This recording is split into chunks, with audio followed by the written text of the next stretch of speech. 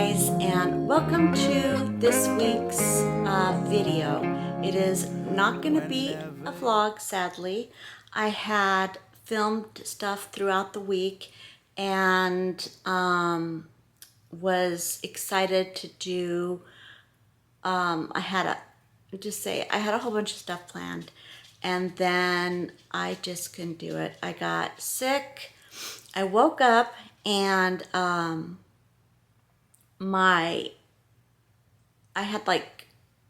had looked like chocolate, but it was really blood on my pillow. And my husband said, "What the heck? What is that?" And I'm like, "Oh, I don't know." And then I felt my face and I had blood coming down from my ear.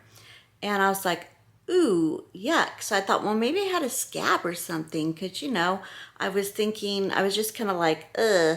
Well, I had been sick the day before. I just felt really achy and kind of like feverish and stuff, but not really running a fever, just that like I'm gonna get a fever feeling. But it's really hard to know when I'm actually sick because I've been doing infusions called Keytruda, and I do one every 3 weeks. And it's just a one and done thing. I get out, and then the first, I would say 2-3 days afterwards, I feel like bone ache, joint ache, just kind of body aches, in general, like I feel like I'm getting sick feeling. So I thought it was that. So I just kind of let it go. I'm thinking, it's just that. I'm not going to worry about it. So I took some ibuprofen, which I know I'm not supposed to do, but oh well. And then I climbed in and laid on my heating pad. Well, then when I woke up, my ear was bleeding, and I was kind of like trying to move my jaw up and down, and it felt like it was just like filled with fluid. And I'm like, oh gosh darn it, I have an ear infection. And also, like, my glands feel like they're kind of like a little bit swollen and stuff. So anyway, that had to take a day off work, and that just kind of took part of my week away. And then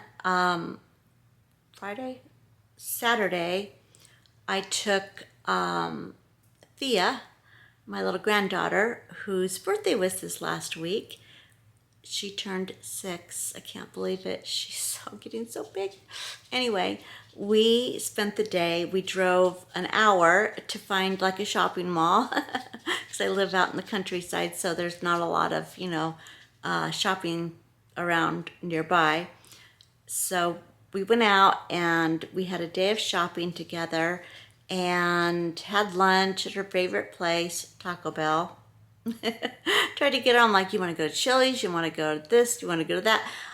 Taco Bell. I was like, your birthday, let's do it. So we did that. And then I came home and she spent the night. And we watched 3 episodes of The Waltons. She loves The Waltons. Same as her Nana. And yeah. And then she woke up coughing in the middle of the night and coughed like all night long. I felt so bad for her. It was just like, when your babies get sick, it is just the worst thing. Well, when your grandbabies get sick, let me tell you, it's just as bad. So anyway, the next day, can't remember what we did.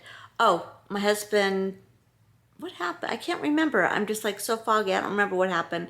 But then her dad came and got her. Anyway, then today, Sunday, church, I ended up staying in bed, trying to rest and recover because I have to go back to work tomorrow. And then Grandpa and my son and Thea went to church, lunch, and then came home and went bike riding. And it's so cute. She got a new bike from her mommy and daddy for her birthday, and she could not be happier, let me tell you. I've just been doing absolutely nothing. So I thought, you know what? I could edit what I have, but I just don't feel like it. And I thought, you know what? I don't want to leave you guys hanging. I want to keep you updated and stuff, but there's just nothing literally other than me laying here in bed, watching YouTube and the Waltons. I mean, not a lot going on. But I had a couple people ask me about Keytruda, what it is, and does it make me sick? Is it chemotherapy? All of that. So I thought I would answer those questions, and then we would just call it a day. I don't want to keep you guys for very long, and I certainly don't want to drone on and on about something that you don't care about, and I have to make minutes. That's just not going to work for me or you. So I thought, well, I would go ahead and answer those questions and then bid you adieu, and then we would catch up next week.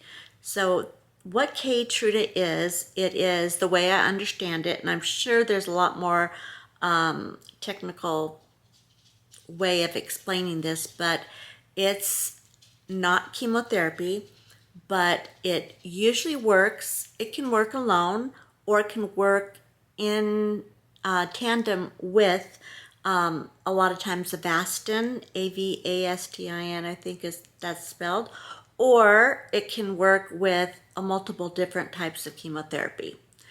I am not doing chemotherapy. I am just doing the Keytruda.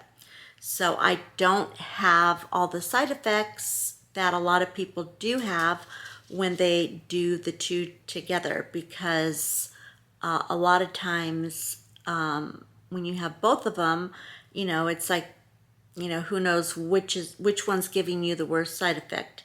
But me personally, I have not had too many side effects from this drug. I have had some bone ache, like I said, body aches, just, mild body aches and stuff. The first day, maybe 2 days afterwards, and then by the third day, and it doesn't slow me down. I don't have to stop working. I don't have to really change anything about my schedule while doing it. I think in the very beginning, I don't know if my body was just reacting to it, like, what did you just give me type of thing. I felt a little bit worse. And a lot of people say that they don't feel anything in the beginning, but then with their second or third infusion, then they start feeling worse. Mine was absolutely the opposite. I felt like a little bit worse the first time, and then thereafter, not that bad. So a lot of times I think I have side effects, but then I think it's in my head because I heard someone else say it, or I read it, or am I really experiencing side effects? I always hate to, with any kind of drug, I hate to read the side effects because I always think there's going to be some psychosomatic thing where I start feeling the symptoms, you know what I mean?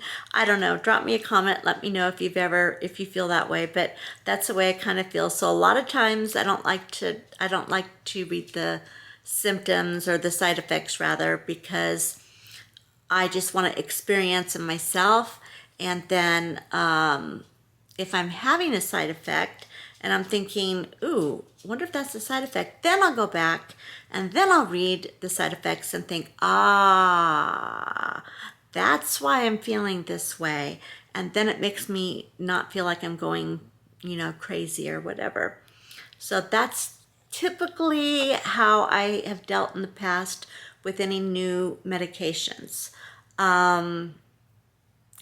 That's just with the side effects. I'll read tons about how it works, what it, long-term results of it, the statistics, the success rate, all of that kind of stuff. I love to find out about how they came to the conclusion that it works. That's always my first question. And by the way, if you ever do any kind of drug, you can go and you can actually read the studies. I know they're long and they're boring, but I took a class once in statistics, and I think that it was like the most amazing class I've ever taken and the most helpful. And then I went back and I ended up interpreting a class at Loma Linda University Medical School. I did a whole semester with a student there, and I learned how they do trials and the outcomes and how they determine outcomes and what to look for when they say, oh, studies show, means nothing, by the way. So you got to look and see what kind of study they did. Was it a double-blind study? How many people were in the study group? How long did they follow them? Was there a placebo? Was there there's just so many different things to look for to find out if, when they say studies show, for example, this just stuck in my brain. When I was in the statistics class interpreting, not when I actually took it, the professor had been the mayor of Loma Linda Redlands, for like, I don't know how many years. And then he was a doctor. Then he became a professor. He was teaching the stuff. He said that one of the studies that bugs the heck out of him, or the things that bugs the heck out of him, when he sees a commercial for Beano. I don't know if you guys I don't even know if they still make it or if it's even still there, because we don't have TV. We just have, we do streaming, but we don't have regular TV or cable. So anyway, I don't know if it's still out there, but there was this product called Beano, and it was a capsule that you take before you're going to eat like beans or whatever gives you gas, and it keeps you from having gas. And in the commercial and on they say that 98% of the people say that it's like works, blah blah blah blah blah. Okay, I was blown away when I found out, in order for people, or any brand, not just medical stuff, vitamins, hair care, face, whatever, your studies show, you could have a study group of the 4 people in your living room and be able to say studies show. So I'm like, oh, good to know. So anyway, the whole thing was, and he explained in depth, and I can't remember it all, but basically the whole thing was a big farce, literally a farce. And he said that there was really no scientific studies proving that this stuff works at all. But because they put studies show and whatever else they put on there, it was one of the best selling products. And people swore by it. Like, yes, this stuff works. It's great. I can't live without it. And really what was happening, it was a placebo effect. And a placebo effect, if you don't know, is basically a fake effect. You take something, you think it's going to work, your brain says it's going to work, and then you respond to it in kind. So it's almost like the power of positive thinking. I mean, it always kind of reminds me of that. So anyway, I just thought it was kind of interesting the way all of it kind of comes out. So now anytime I'm introduced to anything new, not just medicine, but anything, and they say studies show, I'm like, let's see. So I like to go in and see the studies, what kind of studies were done, and all of that. Okay, well, when, as you guys know, I've been doing a holistic protocol for some time now. When my spots on my spine started showing up on the scans again, and just my cancer markers went up for like 2 or 3 times, my oncologist suggested that we become more aggressive and more proactive in, making sure that it doesn't go any further. And she said normally what she would do would be to prescribe, I always say subscribe, but it's prescribe me the chemo pill. like a mild dose and then have me do Keytruda. But she knew that I was totally against having chemotherapy, which if you guys are doing chemotherapy, go for it. It's all up between you and your doctor. I did chemo, not against it, but I'm against it at this point in time for myself, but not in general. So if you are doing anything, this is not, I'm not a doctor. This is a disclaimer, YouTube, hello. Always talk to your doctor. Always get advice from your doctor and decide between the two of you. Gather your information. Don't take anything on blind faith, but do your research, talk to your doctor, and then come to your conclusion about any medication, including vitamins, supplements, etc. Anyway, back to me. Back to me. It is my channel. Sorry. I do have a captive audience. Haha. Even Bentley's over here listening. He's like, oh, mommy's talking to me. Anyway, I digress. So she introduced the Keytruda and she explained it to me. And I said, you know what? I'm going to go back and do my research. Not that I don't trust you, but I need to check this out and then I'll come back and let you know. Did that. Came back, and what it does is it doesn't kill anything. It doesn't like attack or kill. It blocks. So like say you have a cancer cell, and the way cancer works is it's a mutated cell that got out of control, and then they coagulate and they turn into tumors. Okay. That was not a scientific explanation of it at all. So, you know, but that's just kind of the concept. And she said that what it happens is the Keytruda blocks those cells from dividing and conquering, basically. So I was impressed that it doesn't kill and put poison in your body and all that kind of stuff, but it allows your immune system to get stronger and then block any rogue cancer cells that are in my body. It blocks them, keeps them from spreading. So that made sense to me.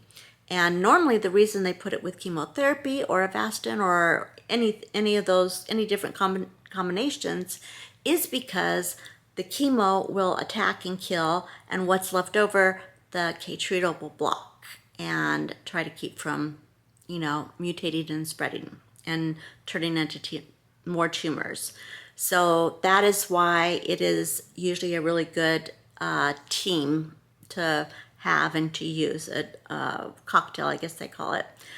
Yeah, so that is what Keytruda is, and that is what I'm doing, and it's every 3 weeks, and there isn't any end in sight for that right now, but that could change. I mean, just, I don't know. It just, you know how things change with cancer and medications, how your body's dealing with it, if your white cells stay high, if they go low, any kind of medication, even any kind of medication in your body can trigger different reactions in your body and set off alarms and other issues, your kidney function, your liver, you name it.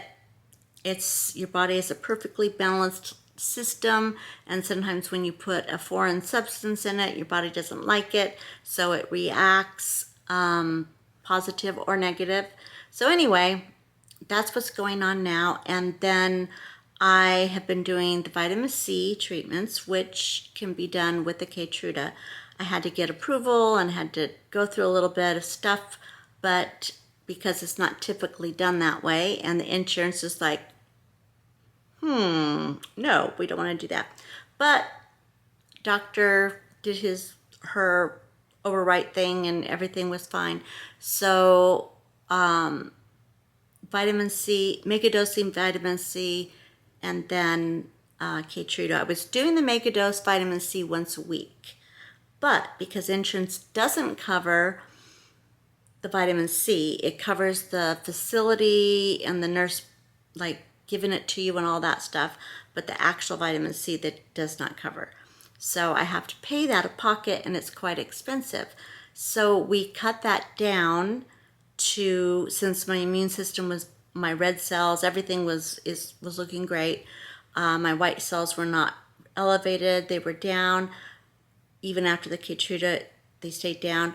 We decided to, financial reasons, just for a while, to do the vitamin C every other week, and instead of every week. And I haven't seen any difference. Everything's been fine with it. So there you have it. And there's literally no side effect to doing megadosing vitamin C. Do not go take it down the hatch. I think there'd be major I don't know. I've never studied it, but I don't think it'd be a good idea. You'd probably just throw it up. But yeah, it's all done infusion. It's all done intravenously. So yeah, there is that. So again, not medical advice, just my experience, and you guys can check it out for yourself. A couple months ago, I dropped some links below the video about Keytruda, so if you wanted to check it out, whatever, you could read for yourself. But you can go on Google and put the word in, and boom, tons of information will pop up. All right, I think that is it. I've yammered on long enough. I think I've answered your questions. So I'm getting really tired and my throat is getting a little bit scratchy. So I am going to bid you adieu. Thank you so much for watching. Oh, and by the way, if you're not following me, this is a very boring video to catch up with. So I apologize, but I'm going to put a video at the end of this video, and I hope that you click on that so you can see a regular video. All right, that's it, you guys. I hope you guys are well, and I'm praying for you guys. I love you. You are my YouTube family and my friends. So there you have it. Bentley says goodbye. He's sitting on my bed just kind of looking awfully bored right now. This is Too Cute for Cancer signing off. Whenever you're down, out in the cold, faithless and dark, your story's untold. Come take my hand and walk there with